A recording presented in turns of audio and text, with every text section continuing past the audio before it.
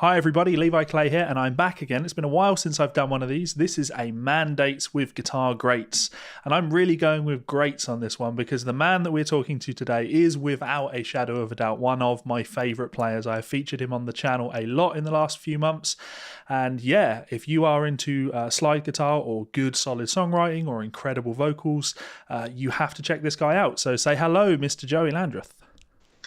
Hey everybody! Oh man, that's too kind of you. Yeah, it's a weird one. Like I've been listening to your music for quite a while now. Huge fan, and then obviously talking to Jason, a mutual contact of ours from Premier Guitar Magazine. You're doing articles over at Premier Guitar Magazine as well now, right? I haven't actually done one proper yet, but we've been talking about it. But Jason has been unbelievably kind and generous to me and featured, Yep. sort of he's begged and borrowed to get my stupid mug in the magazine a couple times. So Yeah, he's the man. Yeah. And he's put me in a position now where I can talk myself up by going, oh yeah, Joey, he's a colleague. So, there you go. Yep. You should stick with Premier Guitar, man. I've been writing for those guys for like 5 years, and every month it's hitting that deadline is a pain, but it's something I'm really proud of. So even prouder now I get to see your name in there. So woo! Hey man. Anyway, yeah. So for people that are unfamiliar with you, you are out in Canada, right? That's right.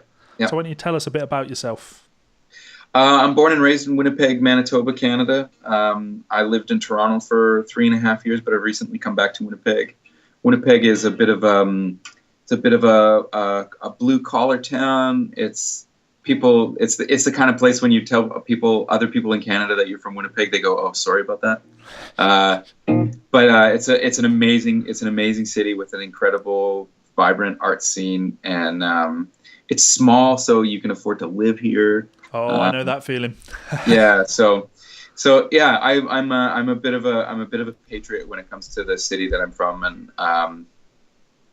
but yeah, it's a big part of my musical upbringing is sort of coming up in a place that really nurtures its art scene and music scene. So yeah, that's been really helpful to me as a musician over the course of my career, is being in a place that celebrates its art. And I like that you talk about art, because I think when you listen to your music, it's very quickly apparent that the fact that you've got incredible chops on the instrument, the fact that you can play a lot, is merely there to serve the fact that you are a songwriter, you are a singer, you care about like putting something across. So could we talk maybe a little bit about your influences? Because I know if I talk to other guys, they just reel off guitar players, but I get the impression that you just love music and songs. Yeah, no, yeah, guilty for sure. And I mean, don't get me wrong, I love guitar players, and I am a guitar player kind of first and foremost. But I mean, geez, Lowell George is one of my favorite singers, songwriters. He's also a great slide player.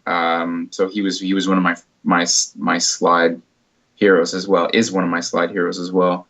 Bonnie Raitt, same thing. Great singer, great writer, great player. She is just the master of milking the note, and her vibrato is just like nice and slow, and she takes time and really builds. But I think that it's also, she's a great singer, and I think that her playing, it kind of comes from the same place that she sings from. But Donny Hathaway, Stevie Wonder, I really love sax players, so Coltrane and Sonny Rollins, Charlie Parker. I really feel like, I'm drawn to the way that sax players manipulate their instrument. So yes, that's definitely be that little bit more expressive with things. Yeah, and it's kind of, I kind of feel like, even though they're not at all the same instrument, but a slide guitar is it's a similar thing in that, the reason that people play slide guitar is they're trying to get more expressiveness out of the instrument. Yeah. Where it's not impossible without one, but it's a little bit trickier, And I think that's kind of originally where that idea maybe came from.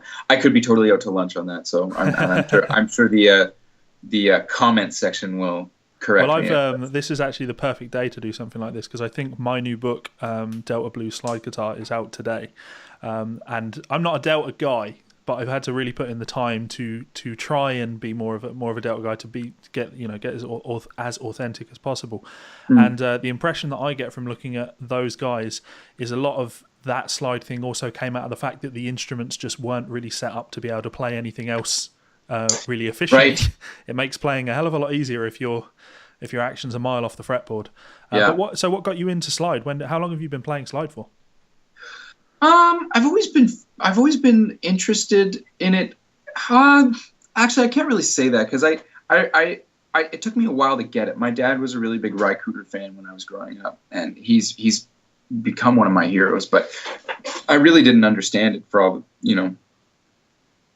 that it was and what people were. I was mostly just really impressed by players who could fly over chord changes and I don't know, bend a mile and a half. Yeah. And so the intricacies of slide were kind of lost on me in my younger days.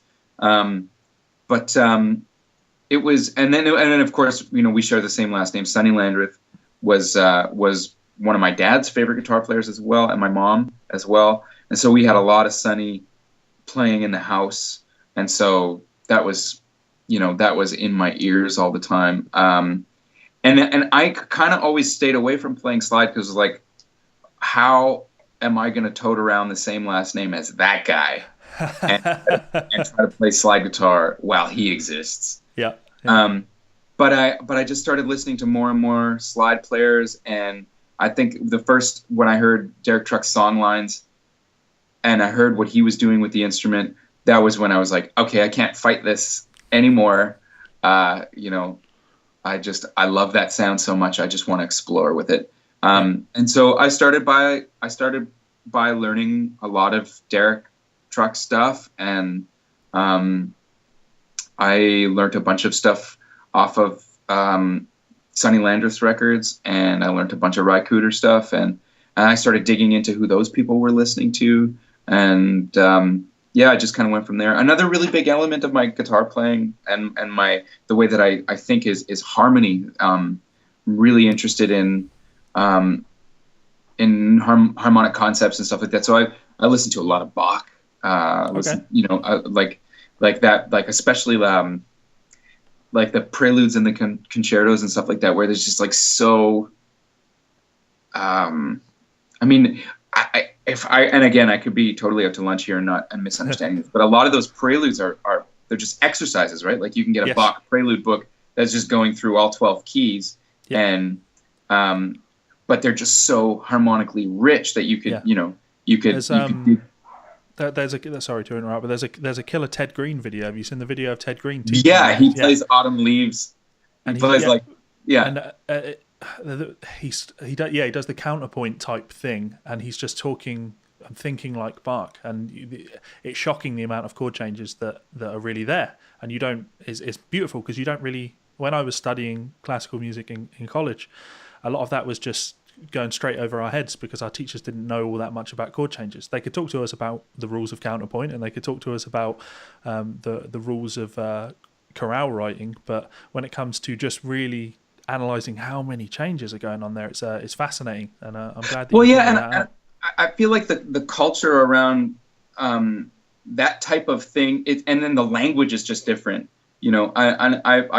I do a fair amount of teaching these days myself when I'm off the road, and I've got students of all, like from beginners to people who are doing their masters in performance, in music, and like the language that we use is totally different. But it is really interesting that you take something like hang on, I'm just going to turn my camera off so people can't see my face, and then I'm going to move that camera out of the way. Go. Sure. You take something like.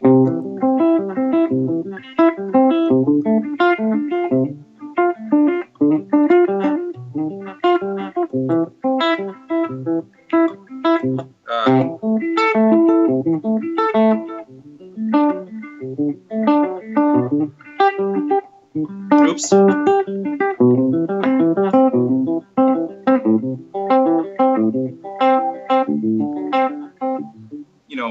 Or this part.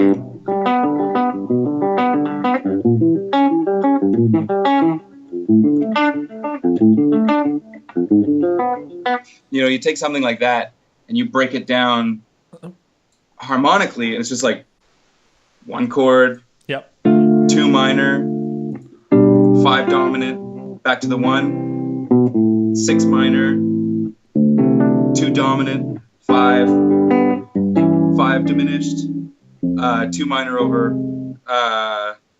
2 minor over whatever the hell that would be, 4, 2 minor over 4, right, diminished, and then, you know, it's just like, yes, it's actually really straight ahead, simple harmony, but it's beautiful.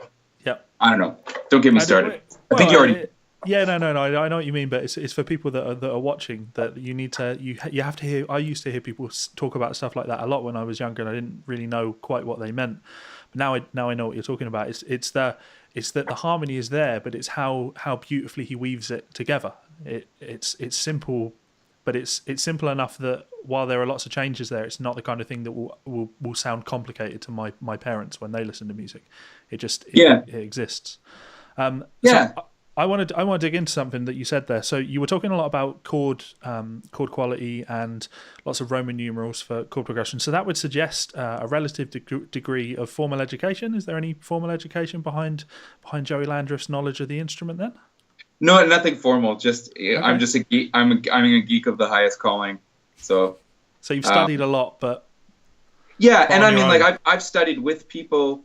Nothing ever regular, but I mean, over the course of my career, I'll watch somebody play guitar and go, I want to pay you for an hour of your time so we can talk about that. You know, I've done a bunch of that over the course of my life. I really wanted to, out of high school, I really wanted to go to music school. I had this idea in my head that getting my PhD in music would be the coolest thing ever. And I was really, I didn't really understand what that would mean at all. I just, I was 14 and was like, doctorate in music, cool. Yeah.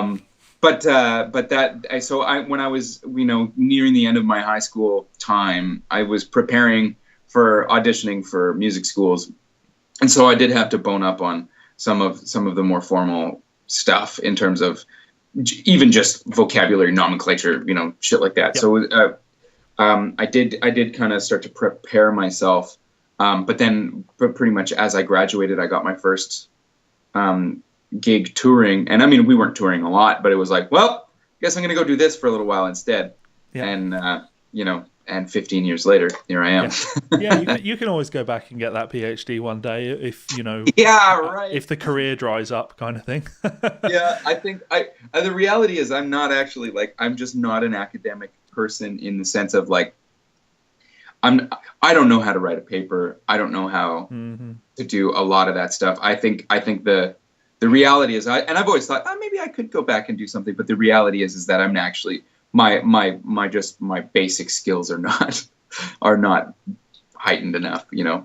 Musically speaking, I think I would be fine, but I mean everything else would be a struggle. So I'll just stick to doing what I'm doing. Okay, so I'm going to pull you up on what you just played. You just played that Bach thing, right? And it occurred to me as soon as you started playing that, well, actually, when you warmed up, when we were talking beforehand, that you're in Open C, right? Yes.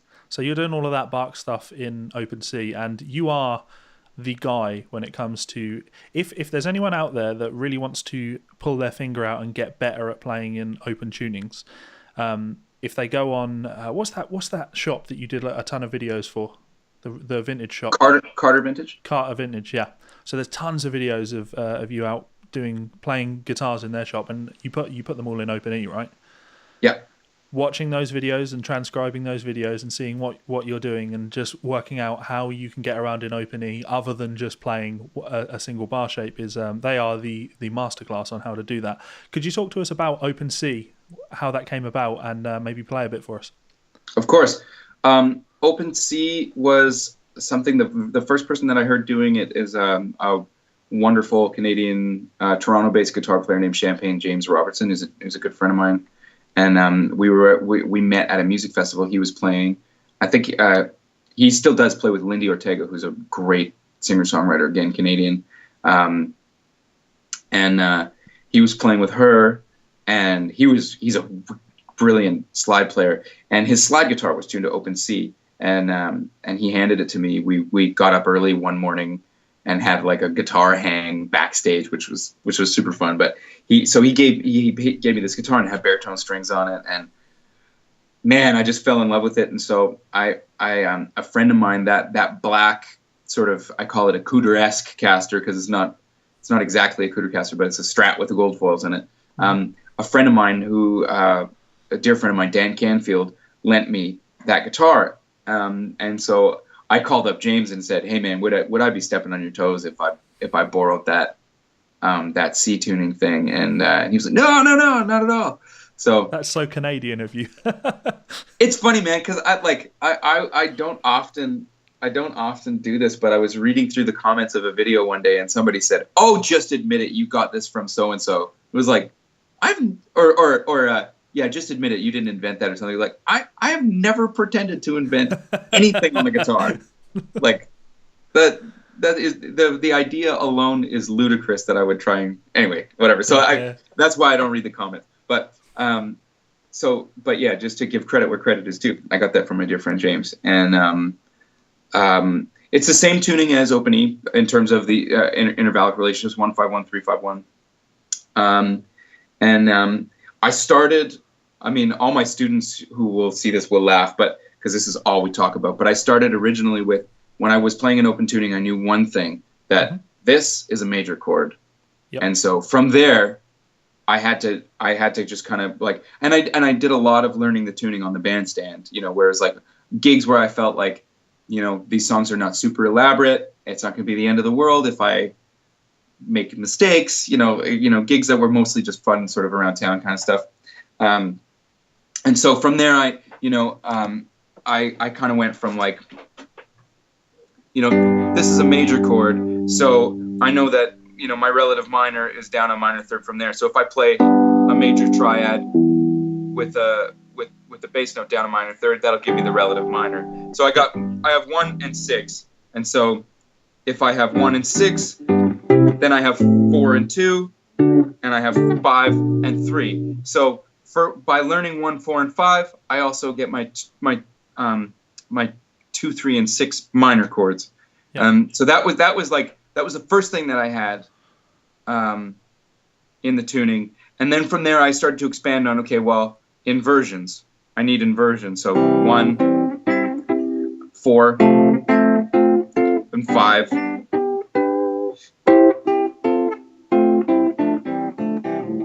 And then I take it across a fretboard in terms of, sort of, there's kind of like this sort of resolution hierarchy. 1 wants to resolve to 4. 4 side steps to 5, which wants to resolve back to the 1. Sorry, my guitar's out of tune. So that kind of idea, and then working through those inversions with understanding how to make the relative minor. So the 5th of the major chord, 1, 3, and 5, raise that up to the 6th. That gives you your relative minor. And then the same with the 4 chord and the 5 chord.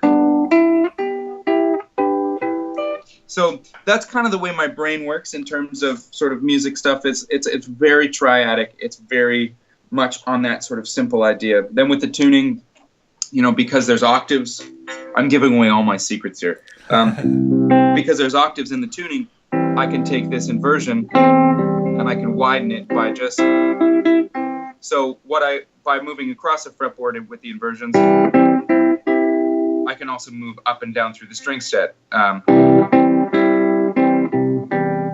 then, of course, I can...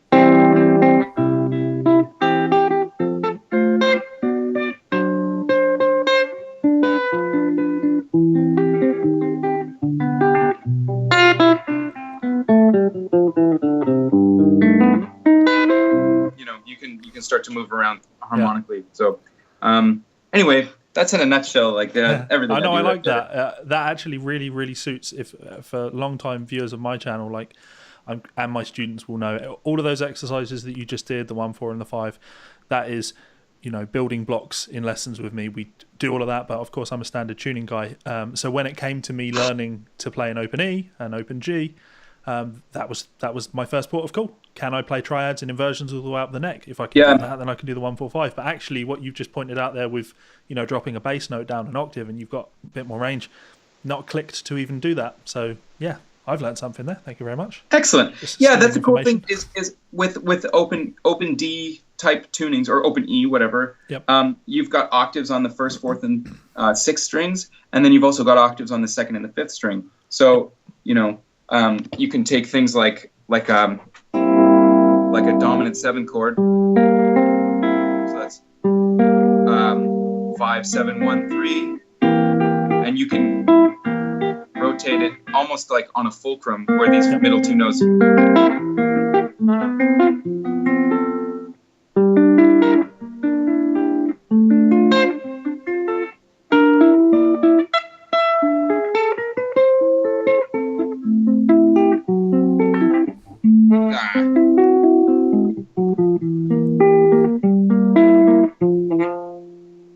now I've lost myself.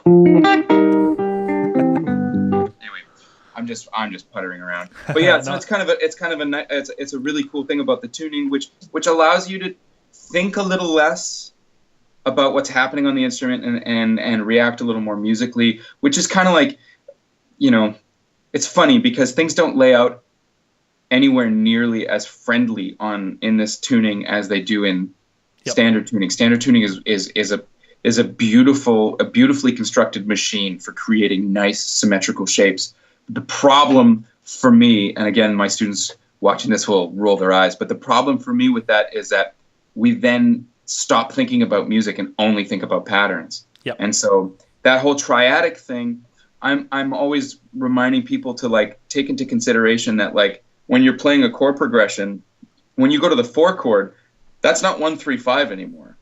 That's 4, 6, and 1 of the key. 5 chord is not 1, 3, 5. It's 5, 7, and 2. And so even if you don't know where those notes are in the tuning, if you are aware of where it sits in terms of the diatonic sequence of events, harmonically speaking, you can make chords in places that you don't know where there are chords, because chances are you have a good idea where all your ones are, more or less. Mm-hmm. And if you don't, all of us know that trick in standard tuning where you're jumping up through the string set in octaves. Ba, ba, ba. That was a fifth that I just sang. I don't know why. I've had too much coffee. So you're supposed to be a singer, Joey. What's that? You're supposed to be a singer. You should know better. What a sham. Yeah. So, anyways, I could ramble about this forever and ever. Well, just as an aside, you say you're teaching. Is that just locally, or do you offer lessons on Skype? I do offer lessons on Skype. Yeah. There you go, guys watching. If you want the real thing, because it's what I found with teaching and getting into the styles of players like yourself is, and my students have made the same comment. They've noticed that it just seems that all of the guys that can do what they want to do have all independently come up with the exact same conclusions about learning harmony and how to apply it to the instrument. So if anyone's bored of my rubbish, why not go to Joey? Send him an email. Come on by for one or two. JoeyLandreth.com/lessons if you're interested. But yeah, I think it's kind of an interesting thing. I get so many people coming along saying I'm struggling, I'm stuck in this rut. I'm and it's a lot of the same things. I don't know. I understand the cage system, but I don't. And the cage system is really, really cool, and it's kind of a great insight into something, but it's not the full picture. And the reality is, the cage system is more of that pattern-based thinking, which is not a problem if you're supplementing it with actual understanding. The problem for me becomes when somebody goes, I know I can do this, but I don't know why, and I don't know what it is, but I know it sounds good. That, because that's a cool thing about music, is that you don't actually have to know anything about the theory to be able to communicate musically, but where having a bit of understanding really helps is where you, and this is another thing that comes up in my lessons a lot, is you archive. So I know for me, I like the way certain things sound, and so I archive them by saying, this is a slide lick. I like to start a slide lick on the fifth and go down 5, 4, 3, but but instead of going to the 4, I actually like the flatted 5th. So where the scale is that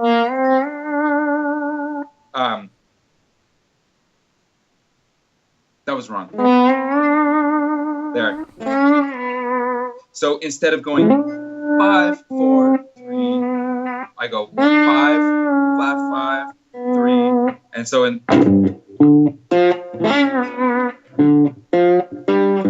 then that's just an example of how I use that to archive. And it's not because I'm sitting there going, wow, first I'll start on the 5th, and then I'm going to go down to the flatted 5th. It's just that I can use that later in another key, and I can use it to get around the fretboard, because. So anyway, it's and I think a lot of people are afraid that they'll lose their ability artistically or creatively if they dig too deep into theory, and that is a real concern. Sure. Because I think like the best of them, we can get wrapped up in thinking about stuff as opposed to playing stuff. But you learn to transcend it eventually. Yeah, well, the idea is like you don't want to let that stuff get in the way of playing. You just want to use it as a tool. It's just another tool to add to, just like I can shred these notes at this whatever. That's a tool. I understand what's happening musically. That's a tool. It's all tools in your belt, which you wear and use when your end goal is just to make music. So that's kind of it's all got to be supplementary. So to close this kind of playing section up, I'm just going to draw attention to the two things that I've noticed that you've said there then. So you glazed over this super fast when you were talking about open C tuning, but the way you described it was you said it's 1-5-1-3-5-1, which again, to everyone listening, shows that you're thinking intervals.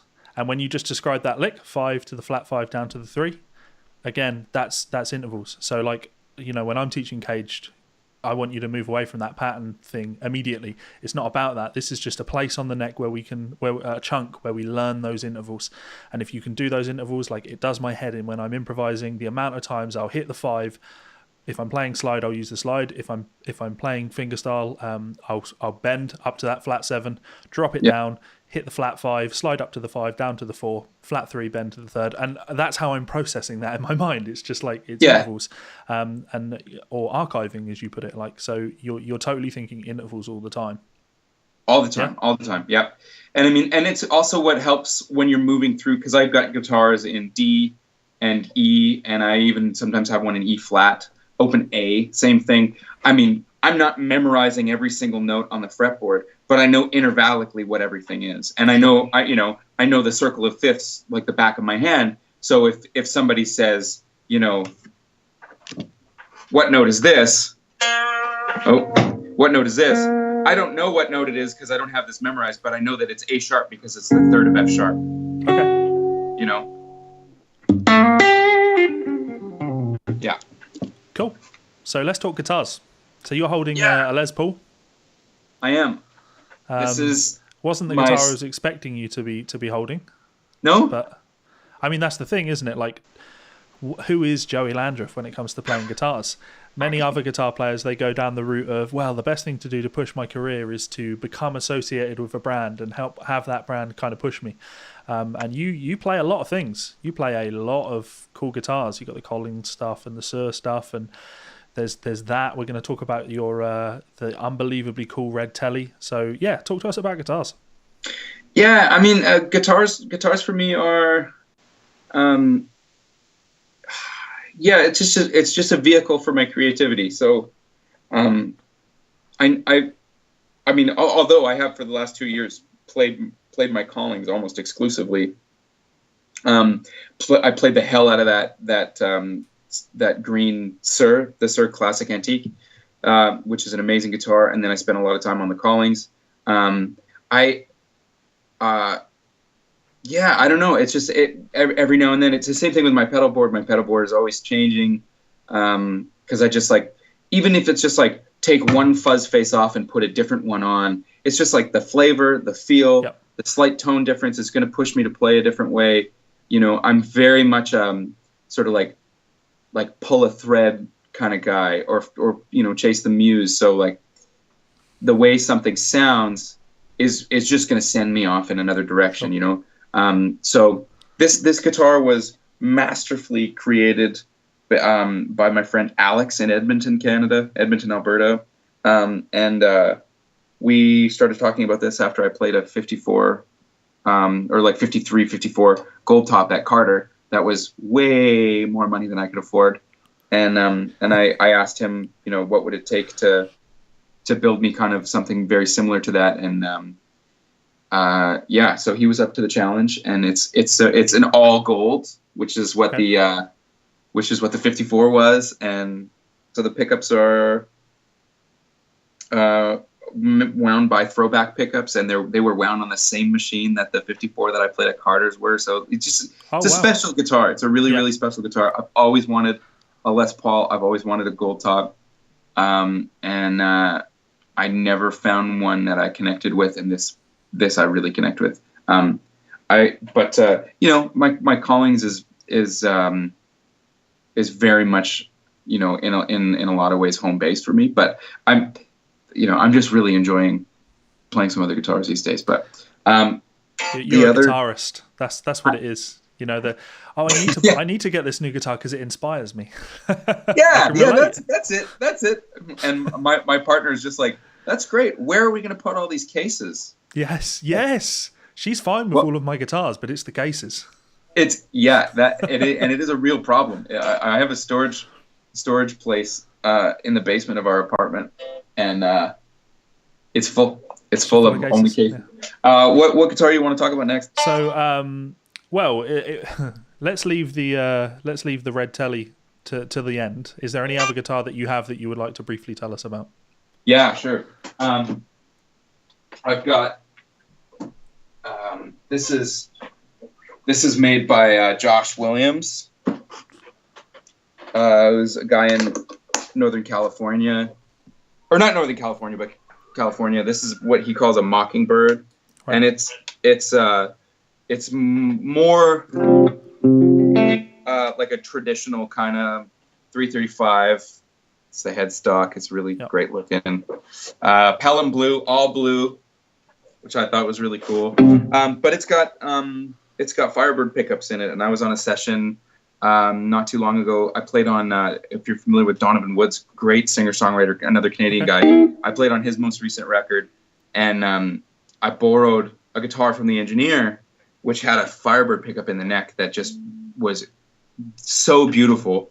So Josh and I started talking about a guitar, and he was like, "What's missing? Like, what do you not have in your arsenal?" I was like, "I don't have anything with mini humbuckers or like Firebird style pickups." And I just fell in love with this sound on this other instrument, and he was like, "Okay, let's do it." So that's kind of what this thing is. It's great. Neck feels great. It's beautifully built. The pickups sound really, really great. And the pickups are Curtis Novak. Custom vintage classic, I don't know, awesome descriptors.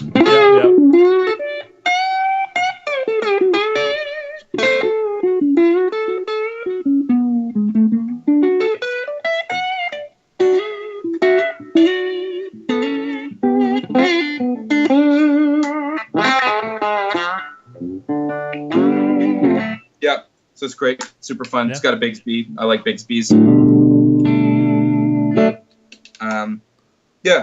So killer guitar. It's a beauty, and you go for that.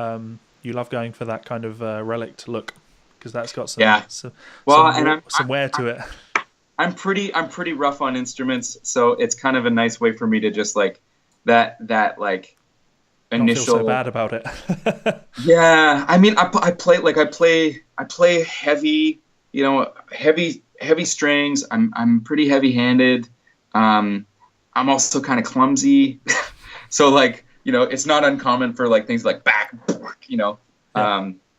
so it's a little easier for me to not have pristinely, beautifully clean instruments to just trash. Again, like for anyone that's been watching my channel for a long time, one of my more popular videos is a video where I make the case of why the Telecaster is the greatest guitar ever made. And people take issue with it because I say in the video the Telecaster is awesome because it's a shit neck bolted onto a shit body. But that's the point. Like, every single guitar that came after the Telecaster has been an attempt to improve on that basic design. But when you pick up a Tele, you accept from the get-go that it's not perfect. It just is what it is. So you let all of that get out of the way and you just focus on the music. And it's the same, as soon as you put like a tummy tuck on a Tele or you contour the top for the arm, you've just moved away from that idea of what a Tele is. And it's because of that I can beat that Tele up when I'm playing it. It doesn't matter that it gets bashed. In fact, if I don't ding it every time I pick it up, I feel like it's not being used properly, kind of thing. Yeah. So I like that. I like that attitude. Good. Yeah, I definitely agree. I definitely agree with that. Certainly, I think it was Brad Paisley who said, my favorite thing about a Tele is that it's a baseball bat screwed to a cutting board." That's a more eloquent way of putting across what I was trying to put across. That wouldn't have got people's back up if I'd said that. Oh, people are so fussy when you share your opinions about guitars. It is very funny. What can you do? Yeah, you can't change these people. So any other guitars, or are we going to talk about that red guitar? I mean, we could sit here for a very long time talk about the guitars that I have in here. But hey, you know what? Speaking of Teles, I'll just show you this one really quick. Please do. This was my first #1 guitar. I'm a Tele addict.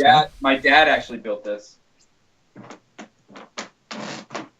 And this speaking of Teles, so this was when I was in grade 11. My dad built me this guitar it's an old 70s Tele, and the electronics need to be redone and stuff, but it's an old 70s Tele that had a bunch of holes routed out for effect pedals, and so they had to put a new top on it. So they put this ash top on it, and it's actually like an 1/8 of an inch.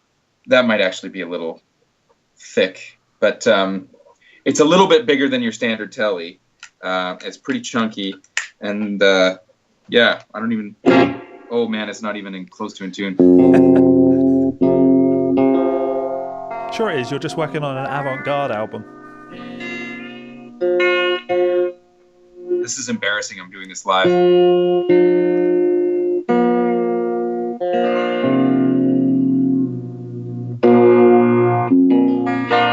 Yeah, so it.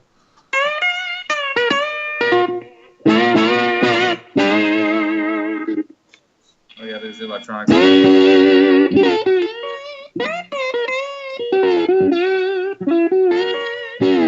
Anyways, it needs some love, but it's oh, you can't even see it. What a dummy. It's fine. Yeah, there it is. There it is with a whole bunch of wear. This is all that's like high school Grammy gunk wear. But anyway,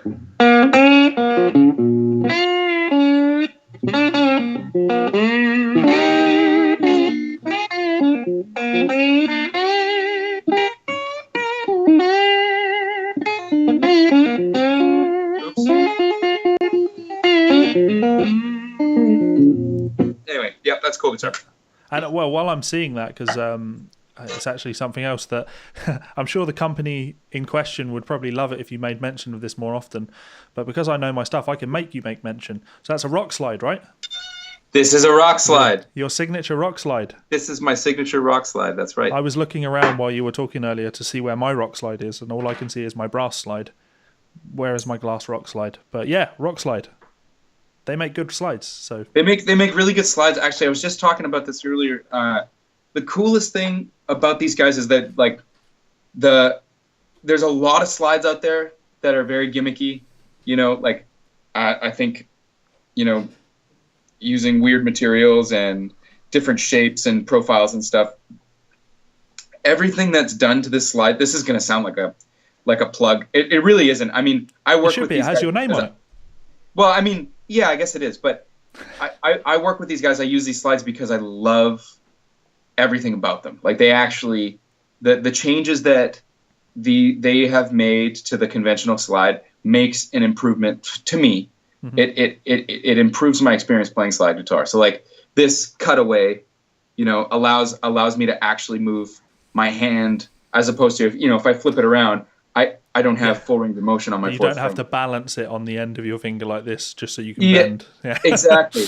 This little cutaway, although it can be a pain in the ass when you accidentally pull it out of your pocket and put it on wrong, that little cutaway just kind of makes your third finger just kind of snuggle in there. The little bit of extra weight around the tip gives it, I don't mean for this to sound like a plug. Because at the end of the day, this is my signature slide. It's made to fit my fingers. So if your hands are bigger than my hands, this slide won't work for you. So it's I feel a little better about that as a plug. Yeah. They do make other sizes though. I will say that. But it's not a gimmick. Like they're really well thought out changes to the sort of traditional sort of lead pipe kind of thing. So anyway, good. Plug over. So talking about well thought out changes, Red Telly. Okay, I'm not letting it go. Let's do it. Because I'll talk while you're doing this. I'm such a huge fan of pedal steel guitar. Such a huge fan. I think it's the greatest instrument, and I wish I could go back in time and just play pedal steel. I'm terrible on pedal steel. It's such an expressive instrument, and I find it fascinating that when they introduced pedals, it was Buddy Emmons given like 2 days. How would you have these pedals and levers set up? And he went away and thought about it, and what he came up with was the standard what we have now, use now. So it was well thought out. So when I saw you using this in a Facebook video that you put up, and I realised that you had all manner of palm benders on there to get the most outrageous pedal steel imitation, I was extremely jealous. I've got one of those Gibson Music City Juniors that has a B bender in it that you can switch to a G bender, but it's not enough. I want everything. I want my pedal steel, but on a guitar. So tell us about that. Where'd it come from? Well, I mean, this comes from Saginaw, Michigan, made by Matt Ike and the people at Mule Resonators, Mule Resonator guitars. They become very, very dear friends. I've also got one of his metal body resonators, which is just killer. But I saw that he made one of these things with these benders on it, and I called him and I was like, "What do I have to do? I gotta have one of those." Yeah. And so it's got a G bender. Sorry, B bender, a G bender, and then it's got an A bender. I don't use the A bender because it's really hard to use. It's just like, but you can. So you can essentially go from a 1 chord to a 4 chord. Yes. With both levers down, and then it'll do a suspension on its own on the G, and then on the B it'll raise you to a 6th, which will give you your relative minor.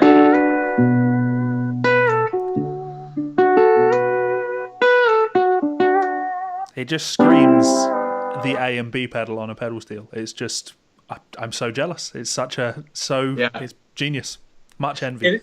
It is really gorgeous. I mean, you said it does all the things. There's a lot of things that it won't do from like the pedal steel world, but you can fudge some sort of classic like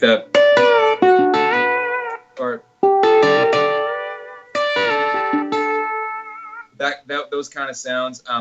My newest tune, my newest single that's out right now, Forgiveness. The beginning of it is.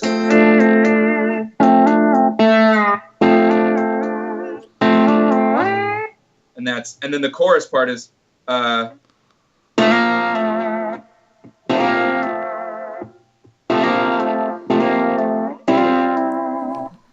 That was the thing. It was just like made the whole song. So. Yeah. I like that you don't give a shit about the fans. It's like, I'm going to make this an integral part of the song. So if you want to learn to play it, you are shit out of luck. There's no cover in that tune. Well, that's the kind of thing that would drive me crazy as a child. Like, how the hell is he doing that? Yeah, it's gonna be hard to make those sounds without it. I'm sure somebody will do it. There are brilliant people out there. But yeah, I don't know. I find it really inspiring. I mean, the thing with the slide is that if you're not careful, it can be really, really limiting. And so something like this kind of takes you into the territory where all of a sudden some of those limitations do end up going away. So you can,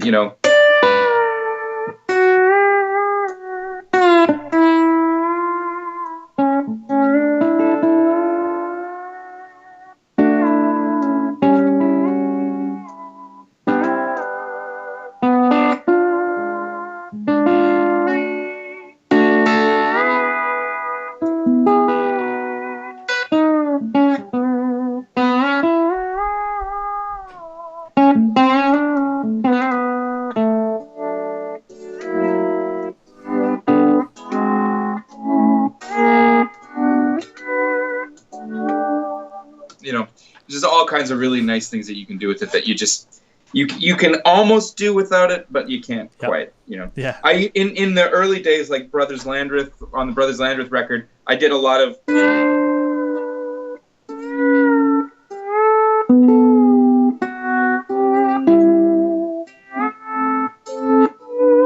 There's a song where the solo goes. Oh, sorry.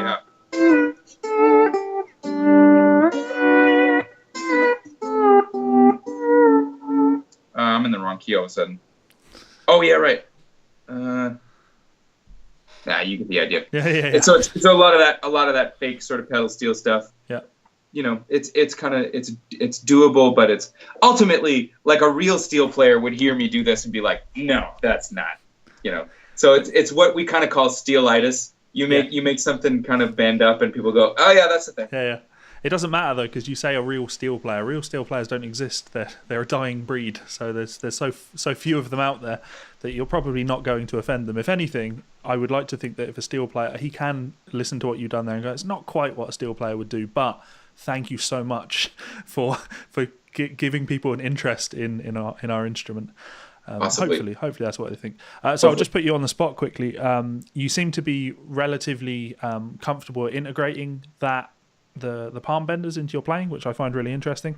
And there's a great video of you on YouTube when you came over to Scotland last time. You were in Glasgow. You came down to Guitar, and you did a acoustic performance. And you played. There's a couple of tunes, but you opened it by playing Whiskey, right? And the thing that I found fascinating about it is you seemed to almost completely be improvising what you were doing on the guitar, because it wasn't massively representative of what I'd expect the guitar part, based on the record. So if I were to say like, how what goes through your mind when you're playing a tune? Because I just get the impression that you're not just playing it as it is kind of in your mind. You seem to be having a lot of fun with tunes as you're playing them. So if I was to say to you, if you were playing Whiskey on that guitar, are you comfortable to just use those palm benders in the right place? Or actually, if I got it all wrong, and was that performance kind of, you know what you're doing? Everything is scripted, note for note, word for word. They're like, I definitely have certain freedoms. Like if I were to playing Whiskey on this guitar right now as it is would actually be kind of tricky because it's in the key of G. Okay. And without a capo, there is a decent amount of open string things that happen in that song. So I mean, I can go back and forth between different positions. That'd be fine. I mean, if I had to tilt the camera. Tilt the camera. Oh yeah, right. Sorry. Thanks.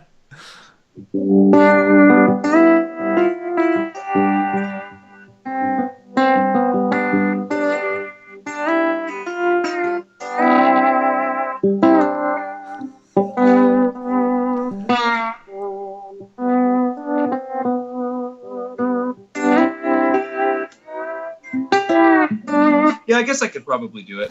That utterly ridiculous. That is the most ridiculous display of on-the-fly guitar playing. I don't like putting people on the spot, but I was relatively confident that you're the kind of guy I can put on the spot and you'll be fine. So, bravo. I mean, that to me has always been like, I mean, I have all kinds of limitations to my playing. There's a lot of things that I wish I could do better. But one thing that I'm not afraid of is just to try something. Mm-hmm. I'm not afraid to fall on my face. It's something I'm quite good at. It's just like, that's how you learn. That's how you learn. And I mean, I don't mean I'm quite good at improvising. I mean, I'm quite good at crashing and burning, and I'm not afraid to train wreck. It's as anybody who's ever been to one or more of my shows knows that I often forget lyrics. I'm not afraid to chase the muse again. Like that's kind of the thing. So if you said like, hey, can you play Whiskey on that guitar? It probably wouldn't be. I wouldn't be super comfortable, but I could do it. I wouldn't be afraid to try it. Yeah. Whereas and you passed the test. Yeah. Yeah. I think that's a big part of music for me is improvising and and trying to create, like, I do, like, there are parts of my my show and my life that are very regimented and very scripted. I often tell the same stories, like on a tour. I find things that'll make people laugh, things that will draw them in. I find that it's nice to have moments like that. So when I find something that works, I'm not afraid to repeat it. But musically speaking, like, I like going on trips, and sometimes it's great and magical and like moments that you'll never forget, and then sometimes you're like, God, I wish I'd never done that. But at the end of the day, it's just music, you know, like. Yeah. This is good. This is good because I don't feel bad for this next thing then. So how about the chorus chords to Made Up Mind? The chorus chords on this guitar? Yeah. You want me to play them, or you want me to just tell them to you? Oh, play them. Just play. Play for us. Okay. We enjoy it, and I think "Made Up Mind" is one of the greatest tunes that more people need to be aware of. Okay.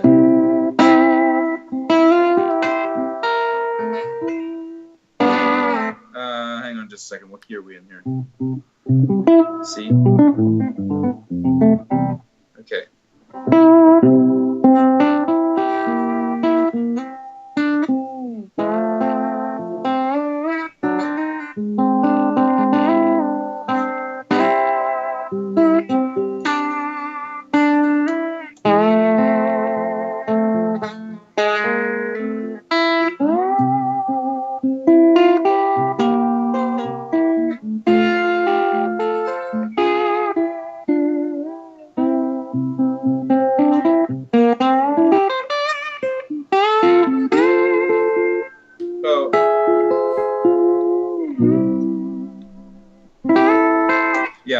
Yeah, kind of.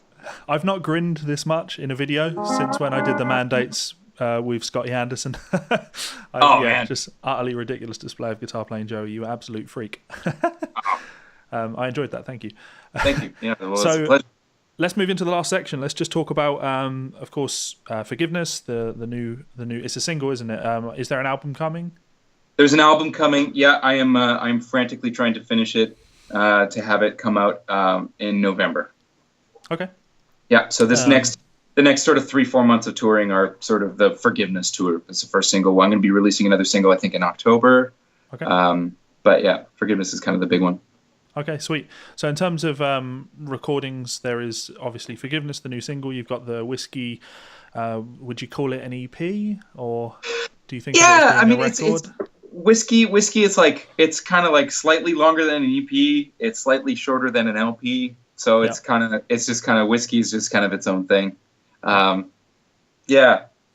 So I was thinking about this just before we recorded, and because this goes through my mind every single time I hear the song Whiskey. Is there a girl called Whiskey? No, there's no girl. I mean, it's kind of two things. I mean, the story is like, I mean, I'm sober. I've been sober for 3.5 years. And that song is just sort of talking about getting sober. Okay. But there's so many correlations to me between addiction and sort of bad relationship. And so it kind of was like, it kind of just seemed fitting to, you know, there's a strange romance between a person and their vice. Yes. And so it kind of seemed fitting to write a bitter love song for one of my vices. Sure. Yeah, I'm glad, because it always kind of felt exactly the way you described it, but then I thought, no, it's a bit. Am I reaching a bit there? But then I also thought Whiskey's a great name for a girl. Whiskey is it could be a good name for a girl. I mean, yeah, I'll write that one down. Yeah, so there's the Brothers Landreth album. Are you guys going to be doing anything in the future, or are you enjoying being a solo guy? Oh, I definitely have loved being a solo guy, but I mean, my heart will always be with my band. And so there will be some stuff coming up. We will probably almost definitely be getting over to the UK. As to when exactly, I don't know. But it's Whiskey. The new Brothers record will probably be coming out.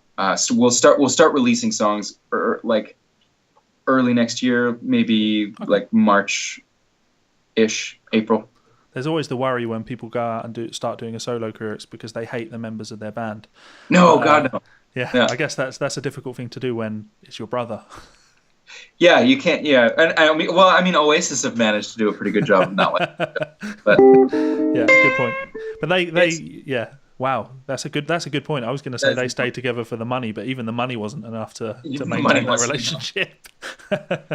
No, we worked so hard touring Let It Lie, and we just kind of burnt out a little bit, so we needed a break, and and then my brother got married, so hanging out at home was something that he really wanted to do, and so this record's going to come out. We're probably not going to tour anywhere near as hard as we did before, but hopefully between the two projects, my solo thing and the band thing, we'll be able to keep everything floating. Yeah, keep people happy. And I'd recommend, of course, anybody go and check out the Brothers Landreth. The thing I like about the Brothers Landreth, I caught Ariel he was in Glasgow, Edinburgh, a few months back, and I remember watching the gig thinking to myself, God, what a hard gig for him to have in the Brothers Landreth. Imagine being the guitar player in the Brothers Landreth that isn't Joey Landreth. But it also applies the other way around because you're both phenomenal guitar players. It must be quite a stressful gig because you're.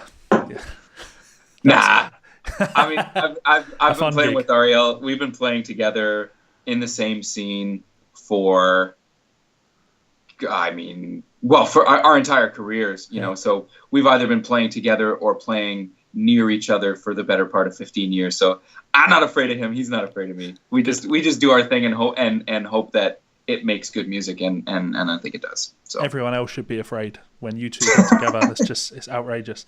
So the main reason we're doing this is to talk about your upcoming tour. You are coming over to you begin your tour in August, start of August. You're in Canada, then Denmark. You're hitting the UK around the end of August. On the 30th start of September. Talk to us. Tell us more. I start the tour on the 30th in Brighton, I believe. Is it Brighton? I think it's Brighton. And then the last show is on September 12th in Ashington. So kind of start down south and work my way up north. There's Brighton, yeah. Yes. Okay. So there's shows for everybody. There's some shows down south. There's some shows up north. There's some shows in the Midlands. So hopefully I got it. I even finally have a show in Wales on this run, which I haven't had before. Got a couple stops up north: Manchester, Sheffield, and Newcastle, and then Ashington, and then of course Glasgow up there as well. You even said it right. What's that? You even said it right. You didn't say Glasgow.